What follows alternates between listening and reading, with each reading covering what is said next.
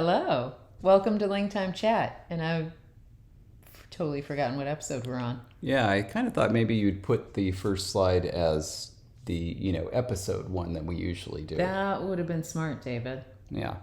But it's too bad you didn't think of that like 10 minutes ago. I am very good at thinking of things after they're no longer relevant. But hey, welcome to LangTime Chat. And you'll see from our opening slide here what our topic is. That's right. Today we are talking about Kopikon, the event that we just held at Georgetown University on September 23rd, Saturday. Quite a day. It was quite a day, and such quite a day. Isn't that a beautiful phrase? Mm-hmm. That are, on YouTube, if you were to go look at the video, if you were not there at Kopikon, you'd be looking at, as of right now, roughly an 8-hour and 49-minute video because we live streamed all day long. Mind you, some of that was because we couldn't turn off during breaks or lunch. And so, of course, there's nothing to see during those times, really, unless David was captured on the sound tests. Oh, yeah. In which case, you could watch David getting frustrated. But overall, there were about 6 hours of actual videos for presentations. And so what David and I wanted to do, again, really specifically for the people who weren't able to come, was kind of do a rundown of Kopikon and presentations, because then you can decide which ones you want to go watch and, what order they're in, and also why you should really watch them all. We're going to tell you that in this 1 hour or 45 minute or however long we go in this episode, we're gonna tell you why you should watch them all. And thank you for saying that, because I actually wasn't super 100% sure what we were doing. So that makes sense. I like it. Welcome, David. All right. So, and on that note, welcome to Kopikon. That was how we opened things up. And then we went, first we showed, so these were all the presenters that we had here. And this was the order that they presented in roughly. And I will say, I'm going to back up for just a second. Mm-hmm. What David just was like, that's how we opened up. There was a slide for all our people listening to a podcast. This is a simulcast. I keep forgetting that. And so what David was talking about was that on the opening slide of the day of Kopikon, and what we just showed here for the video version, it did a little like animation bouncy welcome to Kopikon kind of thing in the groovy font that was on the website. Yeah. And so that's the opening slide. And then David just clicked over to the speaker list, which was the list that you can find online. And now, David, please go on. Yeah, let me describe that first of all. So visually, Kopikon was styled in such a way that it was intended to evoke the spirit of Woodstock, the original Woodstock festival in New York from 1969. And so that was how I designed the original Kopikon logo and the website and everything else surrounding it. So our list of speakers, for example, is done in a font that is evoking the font created by Victor Mocoso. Is it Mocoso? Oh, you know what? Gosh, that can't be his name. I'm sorry. And for those who know Spanish, you'll know why that couldn't be his name. So excuse me. Victor Moscoso. Oh, that was the font I told you to download. Okay. Yes, Victor Moscoso. And he designed this font. He also did a lot of posters in the 1960s. But this font in particular was used, I think, for the first time on the Doors album, Waiting for the Sun, and then kind of became associated with the Doors after that. Doors were one of my favorite bands from the 1960s. Anyway, so the idea behind this was that I envisioned a conlang conference that was somewhat similar to Woodstock, where basically I just thought of all of the people that I wanted to invite that had something to say about conlanging, and they could speak for however long they wanted, whether that was like 2.5 hours or like 10 minutes. Because if you go to and look at the lineup for Woodstock, there are some performances that lasted like 2.5 hours. And then there were some performances where it was like they were up there for 7 minutes. In fact, if you look at Melanie Sofka, one of my favorite artists from the 1960s, she played for, I believe, 15 minutes, but that was with 2 encores. So she got 2 encores and played for 15 minutes total. And in fact was only brought on because somebody else didn't want to play because of the rain. Anyway, so our speakers in order, and I'll just say something very brief about each one. First, Sally Caves, who is the pen name of Sarah Higley. She's the creator of Teonath. And for those outside of the conlanging community, she also wrote a couple of episodes of Star Trek The Next Generation and Star Trek Deep Space Nine. In the episode of The Next Generation that she wrote, she invented the character of Reginald Barclay, who was the holodeck addict, and he became kind of a noteworthy extra character that showed up in several other Star Trek series after that. Carl Buck, who was the co-creator of the Sangheili language for Paramount Plus's Halo. We created that language together. Season 2 is coming, and he has also, of course, created a number of the languages on his own, including Kala, which has a couple tremendous orthographies, and really that is what he's best known for, I think, inside the conlanging community, is his ability to create really good orthographies. Mm-hmm. Sylvia Sotomayor is a friend of mine. She created Kalen, which is the famous verbless language, but has also done some other more recent stuff that's hard to put a pin on, but all of it is brilliant. And honestly, that's because I know when you used to come to my classes, and some students would say, is there a language you wish you had created that you're a little jealous that someone else came up with it? And your number one answer to that was, from what I remember, Kalen. Yeah. And so Sylvia has some brilliant things. Just really good. Next, I spoke. My name is David Peterson, and I am the creator of the Sondive language from Starcrossed. Then we had a lunch break. And then Paul Fromer, creator of the Nafi language from Avatar, spoke via Zoom. We'll talk about that when we get there. Then John Quijada spoke, right? Mm-hmm. Yes, John Quijada, creator of Ithquil. But then there was the music break, correct? Yeah, because Paul and John were in the same block. Yes. And then we had a break, and then we had what was supposed to be live music. So Jillian and Andrew of Versa were musicians, and they were supposed to present live, but unfortunately their entire family came down with COVID. They were all better at this point, but Jillian is a singer and was going to be singing.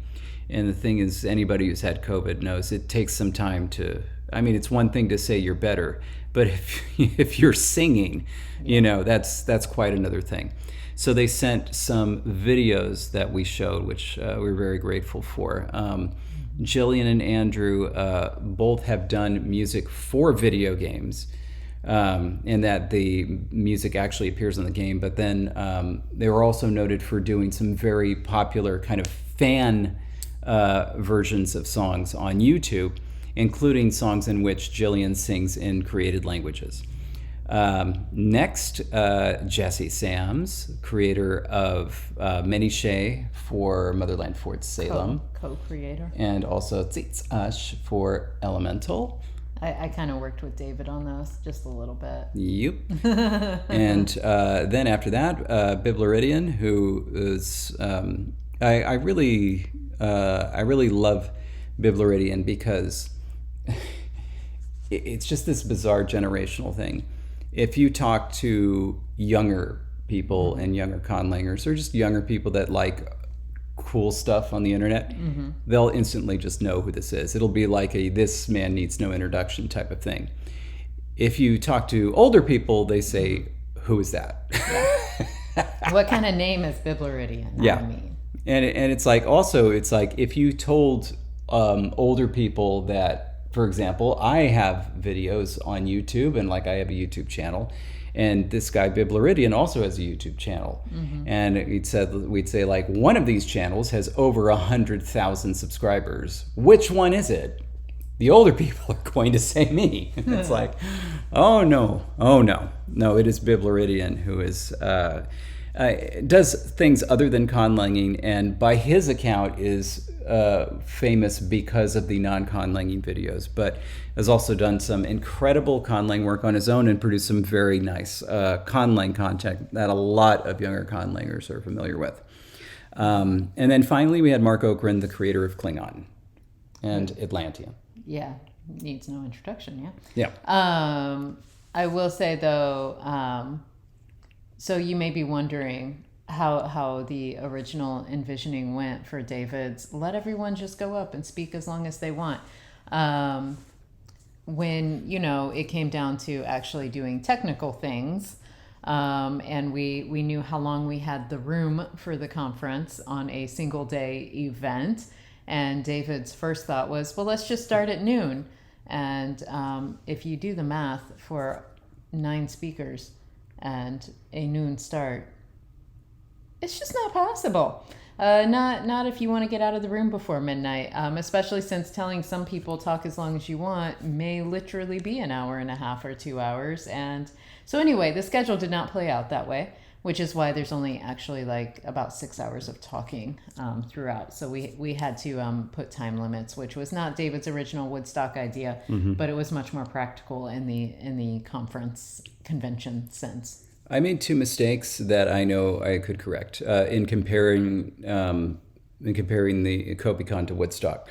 Number one, at Woodstock, the actual festival, they had like, not really food trucks, but there was like things outside of the stage so that people could get up and leave and go get food and stuff whenever they wanted. Also, they played all night and people slept there. That is something that I did not take into account, which I should have. In fact, if you go and read up on Woodstock, like for example, Creedence Clearwater Revival had kind of, they were a famous band, and they had kind of a famous set with a famous story at the time, but they started playing around 2:30 in the morning. Oh, wow. And in fact, John Fogerty said that almost everybody was asleep. They were playing much later than they had intended. There was rain that they didn't anticipate. And like he was just looking out, and it just felt like he was playing to a completely dead audience. And he just felt really bummed out. Well, yeah, that'd be really hard. But then somewhere about a quarter mile away, he never saw who it was, somebody said to John Fogerty, said, "Don't worry, John, we're with you." And that was what he needed. He said he played the rest of the set for that guy, and he felt good about it. And anyway, with Kopikon, of course, that is not what we were going to be doing. And furthermore, of course, Woodstock was a 3-day festival, and we had 1 day. So number one, I should have asked for 2 days. I don't know why I didn't. In fact, we could have had more speakers if we had gone 2 days. We could have started later and had more speakers. That's number one. Number two, this is not something we could have controlled in that environment, but if you had like a food truck situation, so like they were just out there, and like people could just, you built in some longer breaks so that like, people could just go get food whenever, that would have made it so that we could have just gone until like 9 or 10 p.m.,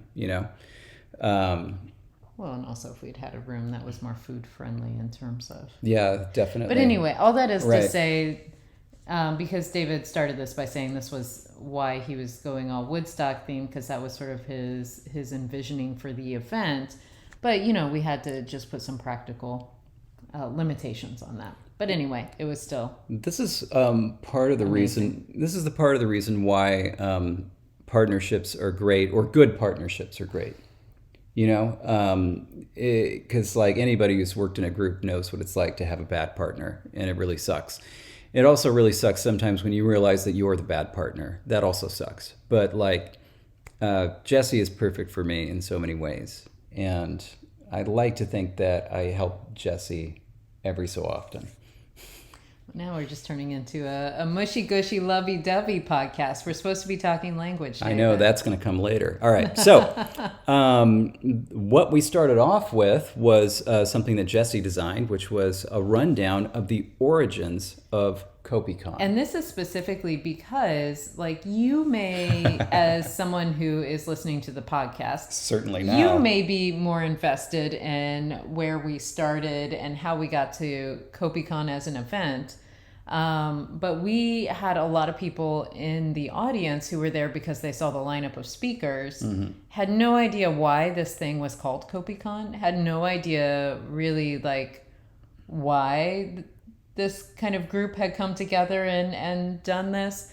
And so I had told David that I wanted to spend what time we had at the beginning of Kopikon to welcome people and say hello, to give a rundown of like who we were and why this event got started and why it's called Kopikon.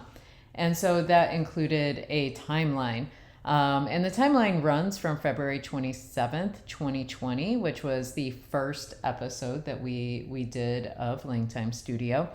And the first 4 events are like visually, if you see this on the screen, they're super clustered together because it's like February 27th is followed by March 19th of that year, which was David's first Kopiko on screen.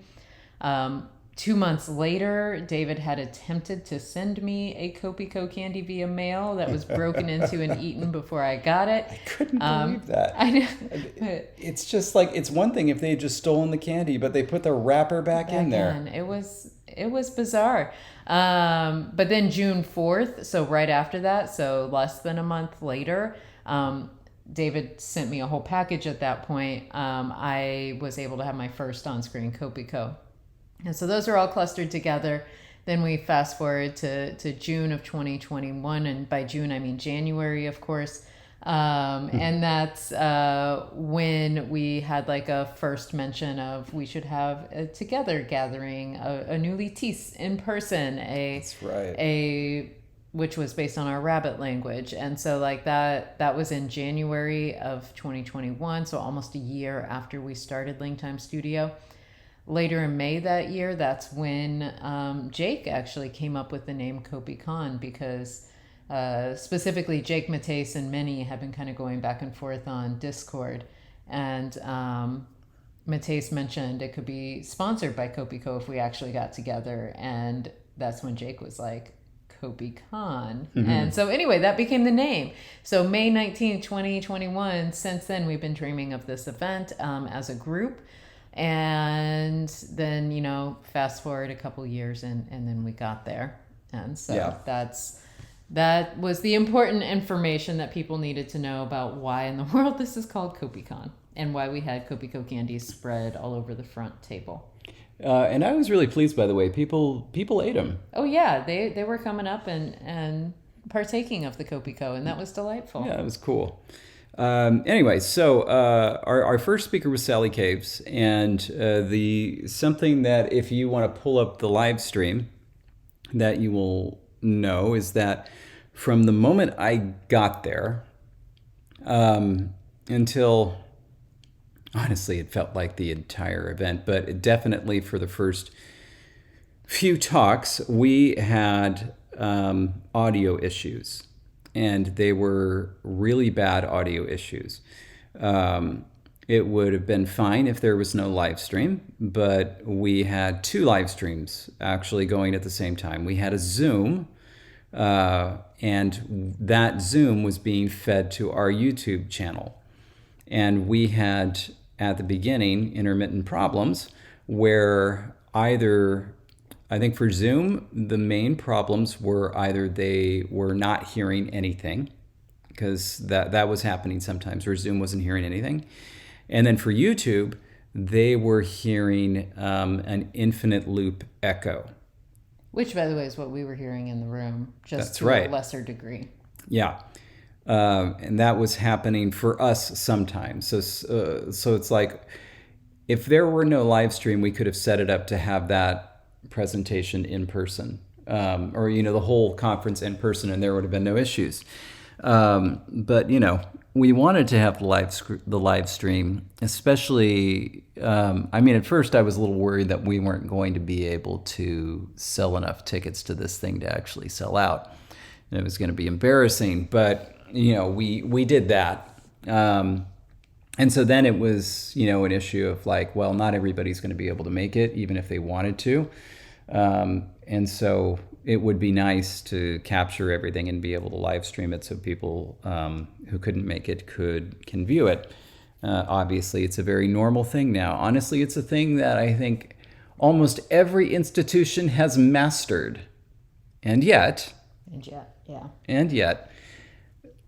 it was consistently not working for various unbelievably ridiculous reasons. And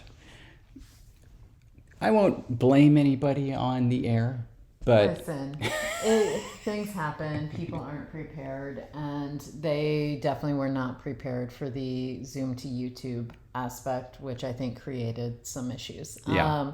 So anyway, there were definitely some issues. What David, I think, is really trying to say is that he was so busy running back and forth with sound that he didn't get to sit and enjoy Sally's presentation like I did. And by that, I mean, I could. I don't think he remembers that Sally even presented. I mean, she was up there and it was like, I heard a word every few minutes. None of it. I mean, I'd seen, obviously I'd seen her slides before and I knew some of what she was talking about. But I mean, in terms of actually listening to what was said, it was who was nothing. able to sit and watch, because I was in charge of monitoring YouTube. And so I had our YouTube page pulled up. But I got to sit and enjoy Sally's presentation. And let me tell you, David missed out. It was a great way to open Kopikon, and in saying that, I mean specifically Kopikon for the feeling that we were going for, because a big part of what we wanted to do was really have a day of celebration of all the different ways that people think about conlanging, about the kinds of languages they use, how they use them, different ways to apply them in life. And so it was really meant to be a joyful celebration. And Sally really set the tone when she opened with this presentation that focused, let me go forward here, that focused on a course that she actually teaches at University of Rochester, right? Mm-hmm. So she teaches this course where it focuses on magic language in the Middle Ages, not the English, but in the Middle Ages. And so it's this exploration of how people over history have used language in ways to sort of be mystical, in ways to go beyond what we can touch and feel and do in our daily lives, in ways to describe things, to kind of put new thinking patterns in the words themselves. And so she ended up describing this class project that she did with her students that she has actually done several times. So she showed quite a few examples of student work of this, where it was the students were charged with taking everything they had learned about this magic language in the Middle Ages, taking it and creating their own written sigils, where it was creating shapes, forms, words, adding to somebody's existing lexicon, looking at Hildegard of Bingen's, the full lexicon, adding their own words to it that were fitting and followed the same kinds of patterns that she did. So it's they had a lot of different ways they could have done this project. And she showed some examples that were really quite moving, including one where the sigil as laid out on a page looked like artwork, and it looked cool just as it was, but it was meant to also be origami, where once you folded it into a paper crane, you only saw the pieces with the language bits that the student created. And that was so beautiful. It was a very moving experience to hear Sally speak about her students, about language through history and ways that people have always been fascinated by by its power and by its hold on us as humans, and its hold on our fascinations, really. And so it was a wonderful way to open the entire Kopikon experience. That's really cool. For LCC1, Sally was who I recommended to open it as well. And so when we had a chance to do our conference, I wanted her to open it just like she had LCC1. I'm really glad she did. I'm really glad that it went well, that you enjoyed it. There were people that asked questions about it later. I was thinking about two things. Number one, Sally had to start later than we intended because of the audio problems. And so, like, initially, her time included time for questions. We had to cut those, and I felt bad about that. And second, I knew that in Sally's presentation, one of the things she wanted to include at the end was music, because the recent Green Knight film, Gowan and the Green Knight, included a song that featured some of Hildegard of Bingen's Lingua Nota. And all I was thinking was, like, we couldn't get it to work beforehand, and I was just stressing out because I knew it was coming. It did eventually play, right? I forget what we... It did play, but I don't think anyone at home got to hear it, so they had to search for it on YouTube because we had to turn off all microphone inputs. That was how we did it, that's right. And I know David was stressed out during this, but I promise you, Sally did so well that, like, some of the feedback that I was hearing from other people just talking about it was how much they loved just listening to her talk, and they were like, I could listen to her all day long. Yeah. And so it's like that, again, perfect way to open the experience. It was moving, it was touching, it was really quite beautiful, and I'm really sorry that David missed the live, because of course, and I'm going to tell David, you can go watch it on YouTube, David. That's true. And it will be as wonderful as you had hoped it would be. Yeah. By the way, actually more wonderful. Later on, because we actually bought ourselves some time since the musicians weren't performing live, we were able to bring back all of the morning speakers for questions. I was glad about that. So everybody did get question and answer time. All right, so next was Carl Buck. And this is also one that, I knew his talk very well because Carl had sent us slides a couple of times and specifically had asked for feedback, which no other speaker did. Bless you, Carl. That was, that was above and beyond. So I knew Carl's content very well. But again, I was dealing with those audio problems. Also, I'm going to say this because Carl is a friend. Carl starts off his presentation saying, I don't think I need a microphone. And I've learned this in the past. You don't use the microphone for the people in the room. You use the microphone for the people that are live streaming because it doesn't pick up the same way. So no, you didn't need a microphone for the people in the room. You needed it for the people watching YouTube. So I haven't watched it like on the live stream. I hope you can hear him.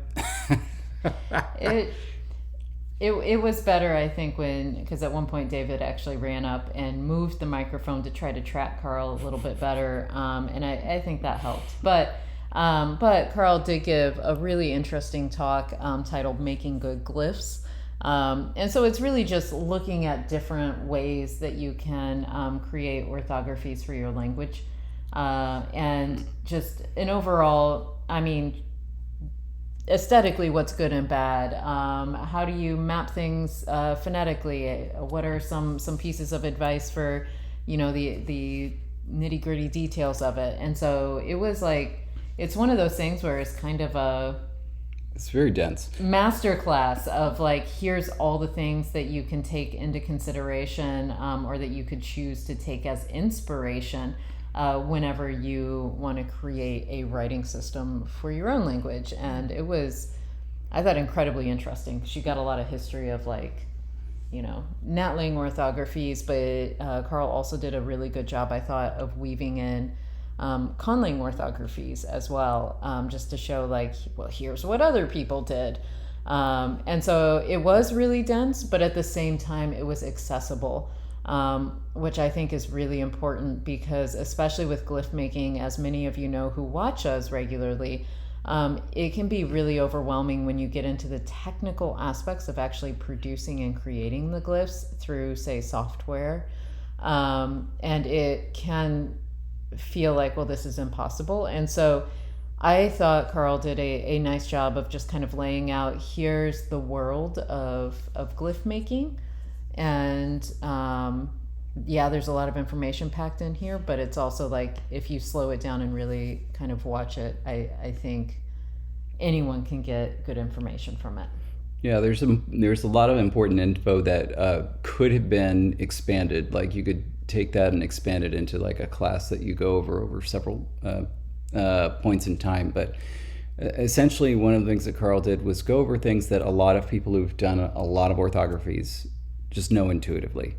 Where it's just like you can look at an orthography and say, there's problems with this. And he kind of went into detail about exactly where those types of things are. Like,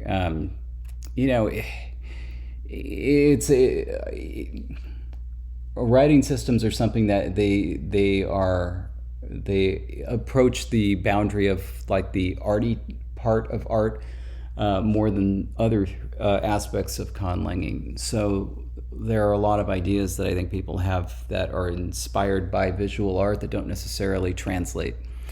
But it's like you can just tell when looking at a certain set of glyphs, and like people say, here's an example of my writing system. And then you go like, and they say this is an alphabet. And you say right away, well, no, it's not, or no, it shouldn't be, because there is a lot that goes into how much information is packed into a glyph versus how complex it is to do that glyph that will make or break a writing system, essentially. Like, if you look at Chinese characters, there's no way that's an alphabet. There's no way it could be an alphabet or would be an alphabet. It wouldn't be tolerated. Because if it were an alphabet, right, essentially the amount of bang you're getting for your buck is just ridiculous. Like, you're getting one sound, right? And then getting one sound out of like 16 strokes. Yeah. In some cases, depending on the complexity of the actual character in question. And then you're having to do that for every single individual sound out of a word. And that, would not be a good system. It's the same way where you might say, well, I'm going to try to produce a logography like Chinese, but I'm going to do it only with 3 lines. It's like, you're going to run out. Yeah. You're going to run out of shapes real quick there.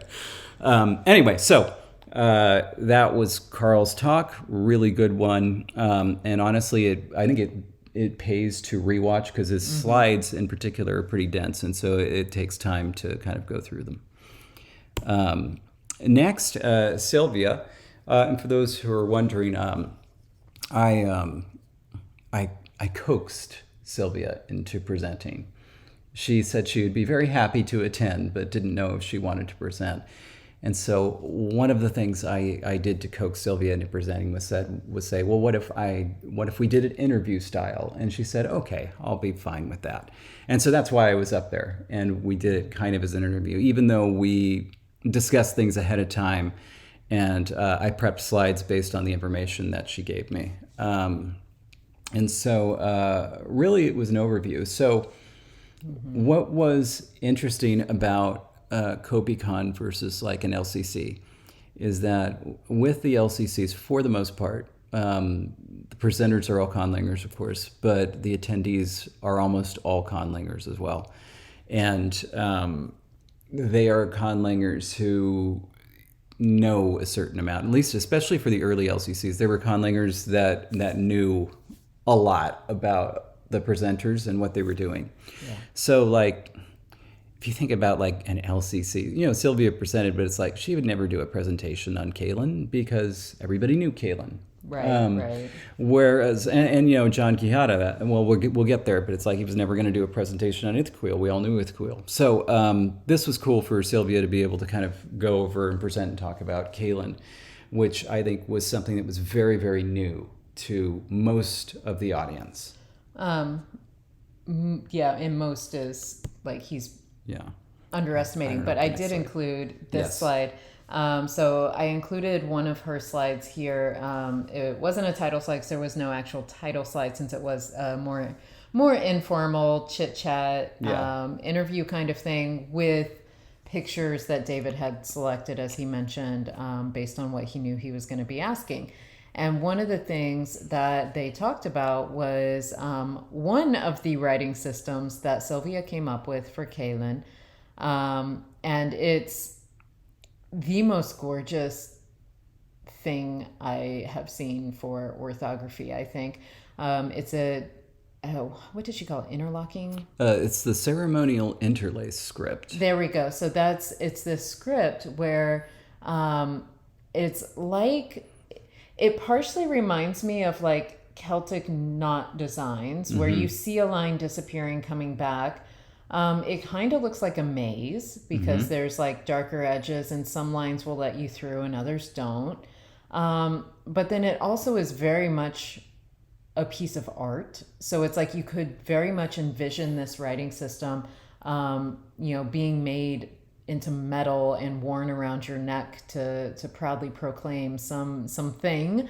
And like the coolest thing is that the way that the lines interlock and where you see the darker lines versus lighter lines and where they open, how they come together, it all means something in terms of what sounds are being represented, like what units of language are being represented. And it's just mind-blowing to me. And I know this inspired people because there were people in the audience who then went home and started saying, hey, what if I tried something like this? And I know that they started working on scripts based on this. And I think this was the inspiration for the most recent script that even Jonathan was working on in our server, where they were using this kind of interlocking style and it was actually for their Stefa language, the musical language, I believe. Oh, that's right, yeah. And so anyway, it was very inspiring. It was amazing. And so glad David talked Sylvia into doing this, because not only was it brand new information for most of the audience, even people who knew about Kaylin, like I knew about Kaylin, but I didn't know about its history as much. And so hearing all of the different renditions of the language that Sylvia had gone through, I thought was very inspiring for conlangers, especially for conlangers who say, well, this project isn't going how I want it. What do I do? And for anyone who wants to continue working on it, but tweak it to make it better, Sylvia's presentation is just bang on for like giving you information about how you can start in one place with a language and end up somewhere totally different, because I mean, she has devoted how many years to this language? A lot. And it's grown to be I'm just going to call it a masterpiece that it is today. Something that she didn't bring, by the way, she's done some of these interlaced pieces with yarn. Oh my gosh! Oh, that would be amazing. Yeah, to see. It's really cool to see it kind of 3D. She brought her laptop sleeve because, of course, she brought her laptop, and her laptop has an image of one of the interlaced scripts on it. But it's really something to see it like the actual 3D. Yeah, it's very cool. So next was my presentation, and I did this in just such a way I thought it would go pretty seamlessly because I was going to be up there with Sylvia, and so then I would take over. So yeah. Sylvia didn't have, a question and answer period either. But once I saw the time and saw that I was going to start, I felt pretty good about getting us to lunch on time, because this was another thing that was adding a lot of stress. There were a couple of things that I wanted to be sure that we hit. And one, I wanted to be sure that people got to lunch on time, because if they've been there, you don't want people sitting there hungry while you're trying to present. It's just not a cool feeling. So once I actually started, I felt pretty good and felt like we were on track again. Unfortunately, I did have a very, very short video that I wanted to show, and like I started playing it, it started doing the echo thing, and I couldn't do it, and so that sucked. But otherwise, I was pretty pleased with how my presentation went. I think it went the way that I was hoping that it would go. Well, and to give people a rundown, so I think the number one sentiment I will say about David's presentation was it's as wacky as you would expect it to be, as fun and out there and crazy as anyone who knows David would hope for it to be, because he did this entire presentation talking about a new experimental kind of language that he had been thinking about for a very long time, specifically a language created with jelly beans as the medium. And so the units, the pieces of information are actually the jelly bean flavor. And so he specifically used Jelly Belly jelly beans because they have distinct flavors. So, some jelly beans. And a lot of them. Some jelly beans, it's like, yeah, they're in different colors, but they're all just sugar. With Jelly Bellies, like they really work at, watermelon tastes as close to watermelon as they could. Buttered popcorn tastes like buttered popcorn in a jelly bean. And so it's like he went with the Jelly Bellies, and each flavor had a purpose, whether it was coded as an actual lexical item, so it meant mouse or possum, or it was like first person pronoun, or it was grammatical information where it basically told you how operators were working in terms of like, this operator is going to work on this other one via this verb type thing. And so it was, I think, just an absolute, there's not even a word, delight, amazement, astonishment. I made up a word, amazement, where David made this a reality. And so then actually did the experiment at the conference. Everybody got a packet of jelly beans in a dark bag, an opaque bag, so they couldn't see them. There were 5 jelly beans, and they had to figure out what sentence was being conveyed in the jelly beans. And there were people who got it spot on, who were able to figure out exactly what their sentence was. There were people who like mostly got it, like I was in the mostly, because I had one flavor off, which meant that I don't remember whether it was the wrong verb or the wrong order or something. But it's like the number of people who were able to just grasp it and say, yes, like I got these elements out of it. It was just so cool to see, because it's like, now imagine how much better you would be if you had time to taste test and really get to know the flavors of the Jelly Bellies before you did the experiment. Think of how much better it would be if we have more flavors to work with. But anyway, it was, I thought it was so much fun, and it showed that you don't have to think about language in, the box that we sometimes put it into, because you could actually use anything as a medium for communication. It was brilliant. It was brilliant. I was also like, I called it an experiment because it actually was an experiment. There was some crucial information that I couldn't find, which was how many flavors a human being could distinguish at once. Because I don't think necessarily it's either easy to get that information, or people have found the question interesting enough. I think it's so different for people from person to person, because someone who has a refined palate can go in, like a chef can taste blindfold a dish and list individual spices that went into it, like down to every last thing that's in it. Other people are going to taste it and be like, well, it's got chicken in it. And it's like, so I think it's really difficult to actually narrow it down. I don't know. So here's the thing. There are super tasters, of course, people who can taste, things very, very distinguishably. Yeah. I wasn't aiming for those, because that's the thing with language, right? Language, any aspect of it, any aspect of human language is not done for the specialist. Language is the least common denominator. And so for a taste-based language, you want the least common denominator. You want to not have to be a super taster in order to be able to do it. So there were two things here. Number one, I think 5 was too many, but that was really the bare minimum I could get, I think, without really expanding the number of jelly beans you have to eat. Number two, at a certain point, there is a kind of jelly bean flavor that comes with the Jelly Bellies that gets too much in your mouth and kind of coats it and prevents you from tasting as well as you could with the first bite, you know? Well, and this was meant to be sort of non-linear in the sense that, true, yeah. you know, you eat all 5 jelly beans and get the flavors in one go and then put them together.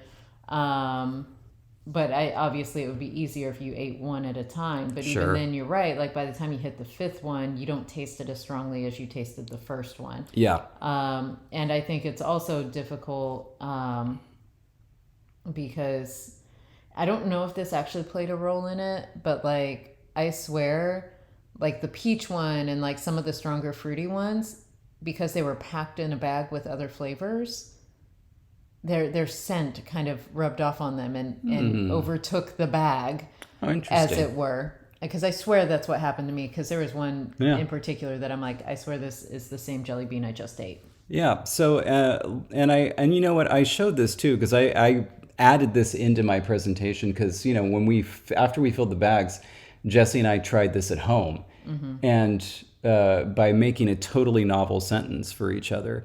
And both of us had the same experience where it was a little difficult. And so that's partly why this is an experiment. This is now data for somebody else that maybe wants to do a taste-based conlang in the future. It's like, okay, now you kind of have an idea. There's things to think about. You know, you have to think about losing taste because overpowering flavors on the tongue. Maybe 5 is too many. And maybe their flavors need to be more distinct, which unfortunately, if that's the case, that means you're going to get fewer flavors to work with, which means you're probably dealing with a minimalist language. And anyway, so that was that, and it was fun. But this was, I wanted to mention I was really glad about this. I had toyed with the idea, and I had been toying the idea for years of doing a musical language and debuting it. But I didn't get it right in time. We were going to have another musical presentation anyway, then something else happened that we'll talk about later. I really wanted to do a presentation that, you know, was up to my standards, that was something new, and that would both honor the spirit of Woodstock and make sense that it's like you could only do this live. Yeah. And that was what I aimed for, and I was really pleased. And I was pleased that we made it through airport security with a bunch of bags of jelly beans in these Could have been a metallic disaster. bags that I didn't know if they'd be able to see what was in them and if they would have to unpack 150 jelly bean bags. I wanted to know what the guy at the TSA is like. He probably went home and said, "You'll never believe what I saw in somebody's bag," because I have no idea what the heck it was. And I just said, whatever, move on. Anyway, so then we went to lunch. And by the way, that was also planned because I was like, all right, you'll get a little bit of jelly beans and then immediately go to lunch. That's kind of perfect. Yeah. What wasn't perfect was a tropical storm had set in, and so most of us got rained on as we went to lunch, and so we came back wet to the room. And it was freezing. The case of me, and it was a cold room. Yeah, it was. So they had made a lunch for the speakers to go specifically to, but like it was a ways away, and it was a walk away, and it was a short distance unless it's cold and rainy. And yeah, it was the rain did it. It's David stayed to work on sound issues to get ready for the presentation after lunch. I went, and I wish I had stayed. Yeah, yeah. But all right. So we made it through lunch, David. Yep. Then So I was working the whole time with Paul. And Paul wasn't able to travel. Paul agreed to Zoom in to give a presentation, Paul Frommer. He worked with me all throughout lunch as we were trying to get his audio right. We thought we did. And he also had a family friend visiting. So that was why he was like, I can only come for the presentation. He did me the favor of coming on early to work on this. We got it right, or so we thought. Paul came to give his presentation. Nobody could hear him. And it was just the exact same issue we were dealing with all over again. And no, it wasn't that nobody could hear him. It was that only the people on YouTube could hear him. So the people who were doing the live stream, somehow we were funneling all of Paul's audio into the live stream. So the live audience could not hear a thing. Yeah. But the people at home were like, hey, it's just fine. What's wrong? And we're like, we can't hear anything. So anyway, that was it was a bizarre experience. Right. And so what we ended up having to do, and I still can't believe this, is that I called Paul on my cell phone, and then I put him on speaker, and then I held a microphone to my phone. And so I sat up there the whole time, almost the whole time. I eventually found a way to set the microphone down, holding the microphone to my phone so that people at the conference could hear. Not ideal. It's not ideal, David, but it worked. It worked, and Paul gave an interesting presentation on the Na'vi language, specific to the newest Avatar movie, because Paul was able to do something that you don't always get to do in a lot of projects, and that was create a dialect or a kind of, sister language to the one you've already created. And so he was able to create the water Na'vi version versus what was then dubbed the forest version, which was in the original Avatar movie. Yeah, really the only other thing I can think of that comes close to that is when I created a dialect of Astapori Valyrian for season 4 of Game of Thrones, the Myronese. And it's a really cool thing that not many conlangers do, because usually it's a thing just to create the language itself. Right. If you're just doing it on your own. And second, like for shows and movies and stuff, it's usually you have the one person speaking the one language. You're not going to get dialect. So I thought that was really cool. And so I asked him specifically to present on that.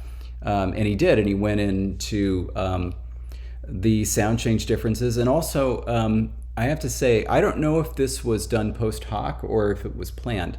But I don't think it was planned. But one of the oddities about the Na'vi phonology is that you have essentially a 6-vowel system. So you have, oo, o, ah, and then you have e, a, ah, right? But then there's another vowel, I, which is like the lax vowel in kid. It's very, very strange. Very strange. And I want to make sure. I don't think that there are the other. I don't think that Na'vi has the other central vowels. But I want to just make sure that I'm being correct. Why is this is the worst Wikipedia page ever? Okay, yes, I'm sorry, I was correct. I was going to say, we're going to need to... I was correct, yes, I'm sorry. So it's E, A, A, U, O, A, 6-vowel system, and then it has this other one, I, like the vowel in kid. Very, very strange system. Anyway, when he created the new dialect, he made a parallel. And so there was also a lax, rounded back vowel. So it was now U, O, A, E, I, A, A. Perfectly balanced. And basically what, the result is the proto-stage for these two dialects had more vowels. And so places where, whereas in the Forest Na'vi, U and U merged. And of course, those are the vowels that would merge, the back vowels, because they're less distinct than the front vowels. If there was going to be one where they remain distinct, it would be the front vowels. And honestly, I think by adding that dialect in, it made the original not be even better. Yeah. And makes the whole project look even more impressive. I thought it was really, really, really cool. Anyway, so. It was very cool. And so, yeah, that was a wonderful presentation by Paul, even though we had technical difficulties. And even though you'll see in the video when you watch it that he's on his phone, because he's on his phone as his microphone. Yeah. And so, yeah, that's him talking to David for the overall thing. But anyway, yeah, so that was amazing. All right. Next, we had John Quijada. So, as I said, partly due to our audience, the fact that it wasn't all seasoned conlangers who knew all this stuff already, John Quijada gave a presentation on Ithkuil, which is, of course, the language that he's best known for. But this was essentially a fresh audience, and it was really cool. So John kind of went throughout his entire conlang history leading up to Ithkuil. And there was a ton of stuff I didn't know.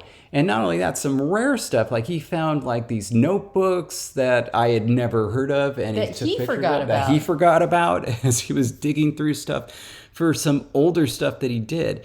And it's really, really cool because it. I have to say, for those in the conlanging community, essentially just John basically kind of introduced himself and said, "Here's Ithkuil," and that was, it. And like the version that he presented in 2004 itself was just enough to be like, well, you're one of the best conlangers of all time. It was really cool and informative to see his conlanging history and see where all of it came from, and to see the kind of like the quirks that he developed along the way as he tackled the idea of creating a language. It was stuff that I didn't even know. And thankfully, by this time, I was able to, sit down and enjoy the presentation. Didn't have to hold a microphone up to his face or anything. He didn't have any audio. Well, and this was another, so I think, like Sylvia's talk where she dove into the history of ways that Kaylin had been shaped over years of working on it. I think in many ways, John's was an even more intense study of how a language can change over years of working on it, because some of what he began with as he started the language really shifted gears and shape as he changed really the overall purpose even of the language. And so it's really amazing to see how this was kind of all connected, where it's like he started with this kernel that was, well, let's just say planted for one reason. And then as that reason kept shifting, the overall feel, look, and the way that the actual patterns and features of the language itself, how they actually worked, they all shifted along with it. And so it was really cool. I mean, this was really, Ithkuil was decades in the making, and it's really cool to see all the points of inspiration that John took along the way. Yeah. And that, by the way, was his first slide. So what's on screen now for the video portion is his opening slide. With some college football, which is, of course, the first thing you think of with John Quijada. Always. I love it. So next, we had our musicians. And as I said at the beginning, they were going to present live, which would have been just really special and very cool. It also would have taken more time. Yeah. And so what they did was they put together a video for us that included videos of the two songs they were going to perform. And they very graciously, I thought, they added some explanatory video of themselves talking beforehand. Like when they said they were going to put together a video for us, I thought they were just going to send us a couple of files, but they actually put together kind of a 10-minute, presentation of their videos. And I thought that was just incredibly lovely. and it worked really well. It was also at a really nice time because it was a nice break from talks. It was something a little different, and it was really, really cool. I don't know if we're not going to be able to put this video online because it includes their videos, which are already on YouTube. I'll make suggestions. If you go to Jillian Aversa's YouTube page, one of the videos was her performing the Game of Thrones theme with Dothraki lyrics. Now, when they sent me this video, I added the Dothraki words underneath, and I also gave kind of a literal gloss, so that you could see how it meant what it meant. So you won't get that, but you can hear the performance, and she's just a gorgeous singer. Just sort of like an ethereal voice. It's beautiful. Really, it's gorgeous. Yeah. And they also performed a song from World of Warcraft featuring the Darnassian, which is from Warcraft universe. It's gibberish, but it's something you can sing. It's conlang adjacent. Anyway, so their video was 10 minutes, and since they weren't there was no setup, there was no teardown. And so then we used that time to do some Q&A for me, John. Was it this or no? No, it was after yours. It was after yours. Because I actually presented because I was going to early. say you were. Yes, Yeah. that was it. And so we switched the schedule up and had Jesse present. Everybody early. we already talked about came up for question and answers. Yeah. So, starting with Sally and Right. and Carl and Yes. Sylvia, you, John, Yeah. me. All right. So next was Jesse's presentation, and Jesse was, I think, you came up with your idea for the talk first, right? For your talk. For like, I don't know what you're asking. First, like before you? Yes, before I came up with the idea for my talk. For your jelly beans? Yes. No, well, I had been working on a side project. Yeah. But it was not going to be the focus of my talk because I wasn't finished with my side project. Right. But then I knew David was debuting something new, and I was like, well, I have to debut something new too. I got to show him up. No, it was really more of that would be kind of exciting if we both debuted very different projects. Because, David was working on a type of language. I was working on a very different kind of side project. And so I said I had two different talk ideas. Yes. One was my safety net for if I didn't finish the project in time. Right. But then I pushed to present what I did. Yeah, which was crazy. So Jessie presented on her conlang venture, which I forget. Did we do a LangTime chat on this specifically? Well, no, because I debuted it at that's Kopikon. right, of course. I did not tell anybody except David about this project leading up to Kopikon. It was crazy. And so the the idea itself was crazy. The idea of using a choose your own adventure style to create a language, but not just any language, but like a historically developed conlang. And it was crazy because of how much work would be required. Anybody who sat down to kind of try out a choose your own adventure will know this, because it doesn't matter how short or simple the story is. Once you start adding, options and realizing that you have to flesh out all of those options, it doesn't matter if the end result of any single choice is it's only going to be like a 7-page story. You're going to end up writing hundreds of pages because every single option has to be written. And so if you've never read a choose your own adventure book, I don't know how popular they are for all generations. I suppose you're right. Yeah. It's really our generation. Apparently now Netflix has a whole genre of choose your own movies where you actually interact with the movie, right? But the idea is you're presented something. Usually it's fiction, so you're presented the start of a story. And then you get to sort of a cliffhanging moment, and then you say, well, what are you going to do? Are you going to go into the jungle to look for this treasure? Or are you going to take the flight to do this other thing to search for a map? I don't know. And so then you decide, and it tells you, okay, flip to page, 14 if this was your decision. If this other thing was your decision, flip to page 53, and then you keep reading until you're presented with another decision. And so that's what a choose your own adventure is. And so, yeah, my idea was, well, what if you're presented the start of a language and the protoforms in a language, and then at each stage you have, okay, well, now let's talk about sound changes. Here are some sound changes, and now you're going to choose which ones to apply. So if you choose this one, go to this point. If you choose this one, go to this point, etc., etc.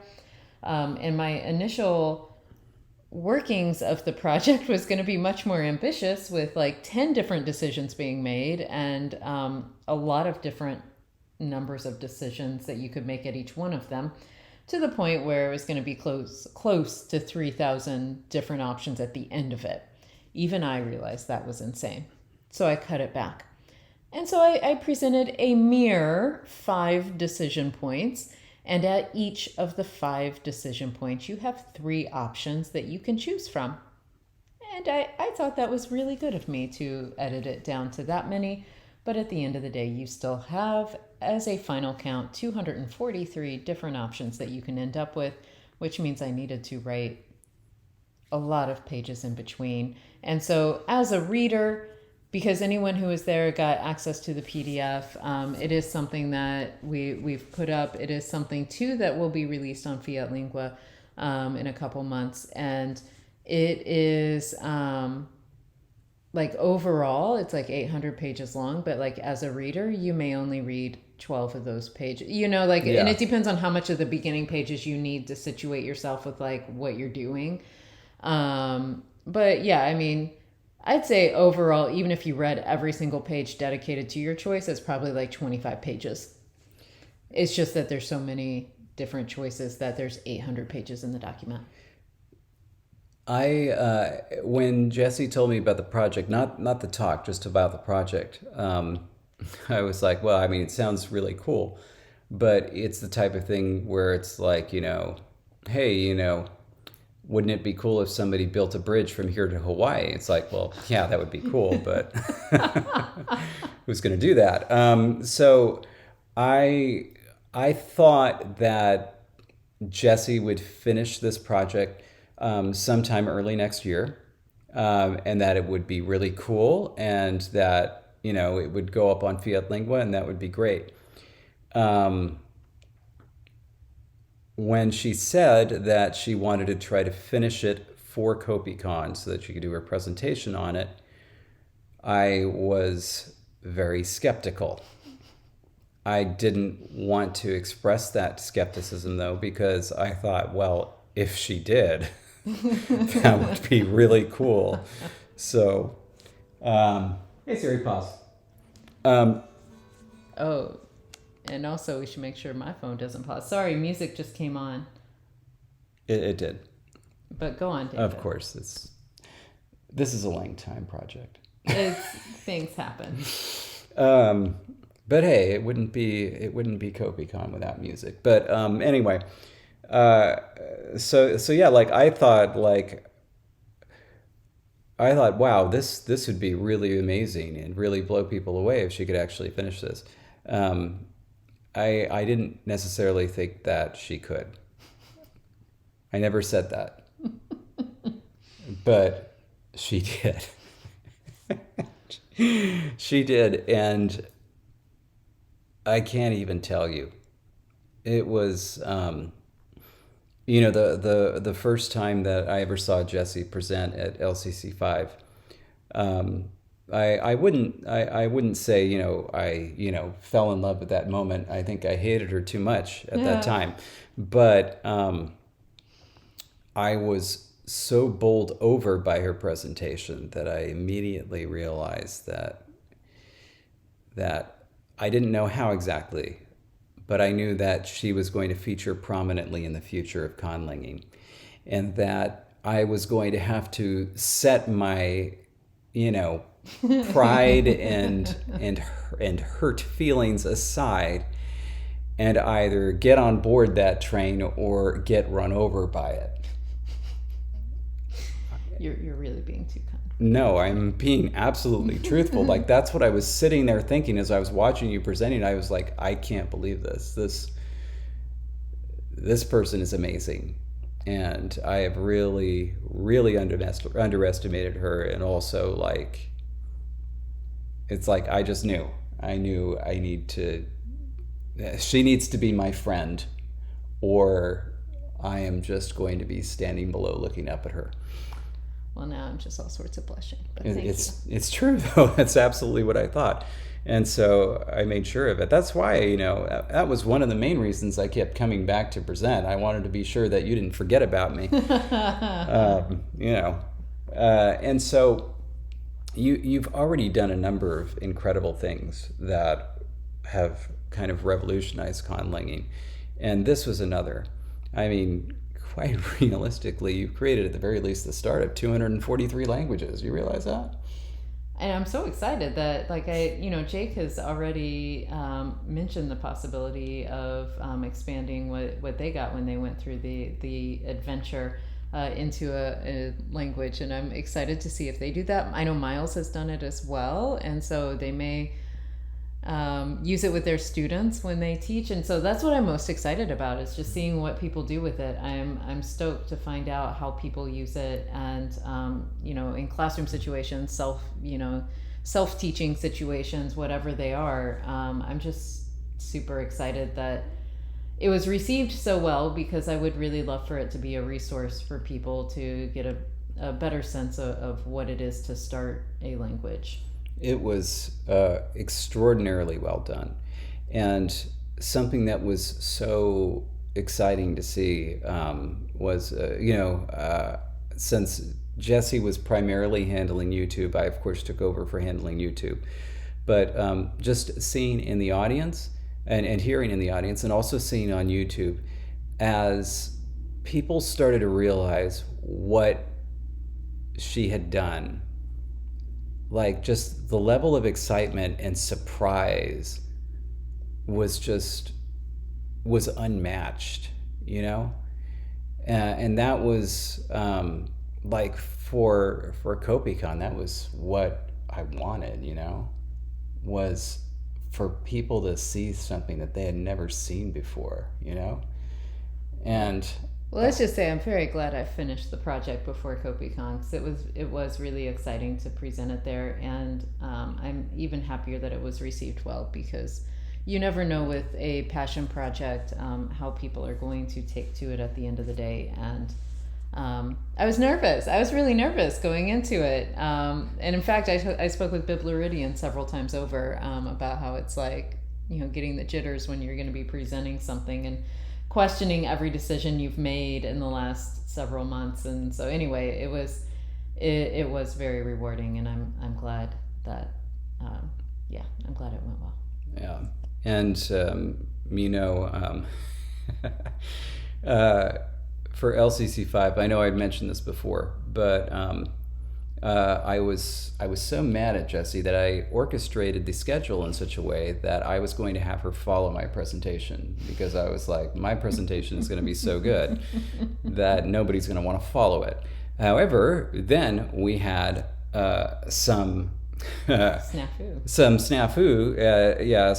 problems at LCC5 with the location, which meant that John's talk had to be interrupted. I was very sad about that. And it also meant that, if anybody was going to be taking the hit, it was going to be the organizers. So I removed my talk from the schedule and inserted it later. And so Jessie went instead of me. And then I saw her talk, and I was like, Jesus, I have to follow this. So I made sure this time that I did not follow you, because I knew I wasn't going to want to follow that.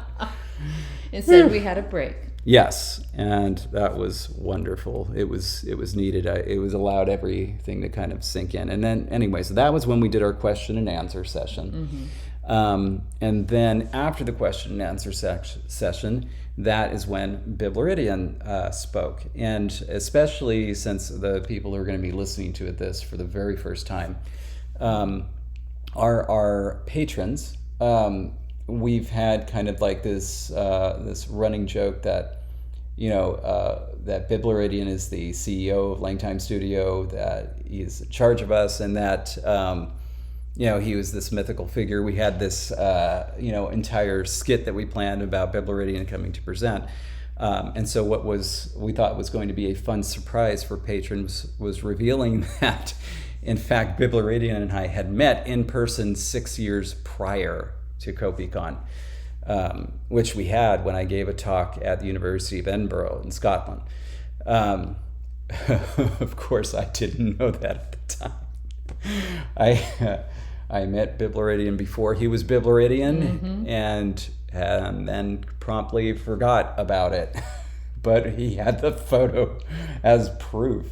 No, that was amazing. Yeah. That was amazing. I couldn't believe that. So yeah, it was fun to reveal to our patrons, at least, that and our viewers, that I am a part of Bibleridian's origin story. And I may have missed you saying it, but it was actually 6 years to the day before Kopikon, that you had met him. That's right, September 22nd, 2017. And so that was really cool.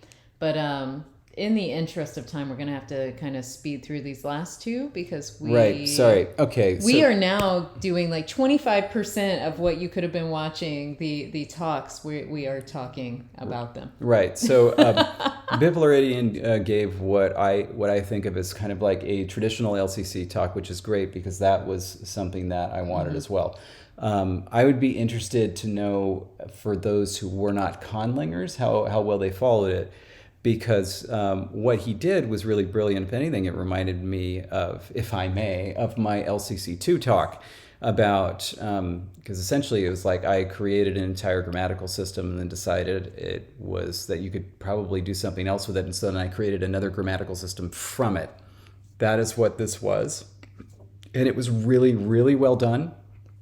Really brilliantly done. And it was also sort of a crash, not course, but like a recap of, like, if you hadn't seen his newest series of videos, it was like, hey, here's what I've decided about the language, some key features in these, like, 10 hours of streaming videos, and he sort of recapped the highlights of those in this presentation and presented it really just beautifully, with some things that, and I love watching David's reaction whenever he sees conlangers talk about their work, and it's something that's just so brilliant that David, you can just see him immediately get jealous, like, why didn't I do this?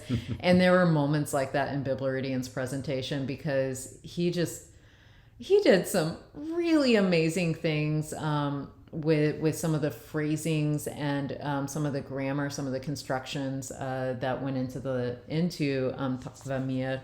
And then, even afterwards when we were talking to him, and he had this beautiful, and I wish I could remember how to say it. He has this beautiful word that's like, it expresses sadness that you get when you know something good that's going on is ending. And it's like built on a compound that's related, I believe, to sunset. And so it's like built on lexical pieces where it's like this idea that you're watching the sunset, it's about to disappear, and it's that same feeling you get like at the end of Kopikon, knowing that, well, now it's coming to a close, and that's sad, but it was so beautiful while it lasted.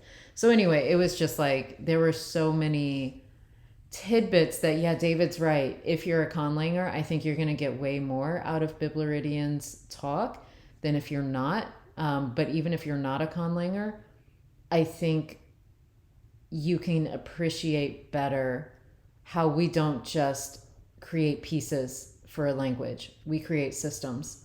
And Bibleridian really highlighted the system that he created for Takvamir, and really showed how every single feature is connected lexically, evolved historically, through our process, through a conlanger's process of that sort of historical approach, and it's all connected, and it's just really beautiful. I loved it. It is. Last was Mark Okrand, creator of Klingon, and like I mentioned for John and Sylvia, he presented on Klingon. I will say, for those who are fans, I did ask if he would present on Atlantean. He was like, "Nah." Which is what I was hoping he would, because I love Atlantean, and he doesn't really talk much about it. Which, I mean, fair. Like, there's so much more to talk about with Klingon, just also, from lore and I've everything. worked with Disney too. I get it. And so it's like I totally understand that he wanted to go Klingon, and I actually ended up being glad that he did, because David had more recently actually introduced me to some Star Trek: The Next Generation, which Mark did not fully work on the backstory there, but which does have a Klingon character in it. And so there's bits that I could understand better because of that. And I think and I'm not going to give it away. You have to watch Mark's talk, because he talks about some of the ways that, if you're a Bob Ross fan, the happy little accidents that ended up going into Klingon and making it as a part of the language that legit were accidents. And Mark is an amazing person, an amazing conlanger, who took those happy little accidents and said, I'm going to work with this and make this part of the language, so that anyone who is a fan of the show or the movies and is wanting that strong connection with Klingon, they're going to see all these pieces in the language, even if it's not how I envisioned it at first. And he did it. And like, he made it work. And like, some of the things that he had to make work are really crazy. And so just watch his talk to get a rundown of his many, many adventures with working with producers, actors, fans, and so on, to make Klingon what it is. It's just amazing. It was a perfect way to end the day of Kopikon. He does a lot more for the actors that screw up his language than I do. That is very true. I said Mark was a wonderful person. Did I not? Yes, he's a very, very good guy. I should hope to be as nice as him one day, maybe. So that was the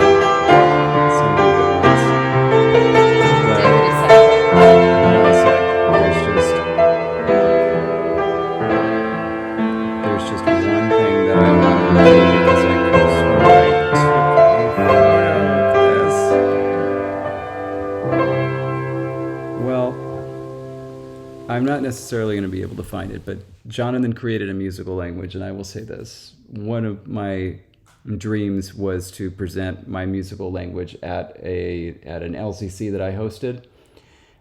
This obviously was not an LCC, and then I didn't do a musical language. And honestly, one of the things that put the nail in the coffin was when I saw that Jonathan was working on a musical language and that it actually worked.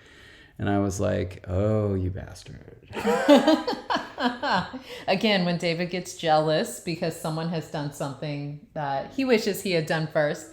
And Jonathan if you're listening right now, you made David jealous, Yeah. and that's a good thing. But this was it essentially. I didn't know it was it, but this was it. This was how Kopikon needed to end, and it was absolutely perfect. Absolutely perfect. Anyway. That was, and I got goosebumps when on the day, and still right now getting goosebumps. But anyway, yeah. So thank you for listening to, again, what turned out to be a lengthier podcast episode than we had intended.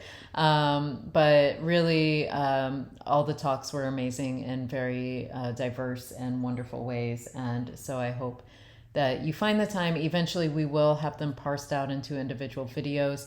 Right now, we're working to see if someone who works in sound can help us fix some sound issues before we do that. But it may not work, and we may just parse it out as it is now. So, but we are working on it. We promise. So that way you can have individual talks on YouTube rather than sifting through all of the breaks and whatnot. But anyway, thank you for being here. Thank you for supporting us, and we hope you enjoyed Kopikon as much as we did, whether you were there or watching it from a distance or watching it now that you've heard about all the talks. Until next time. Stay grammar.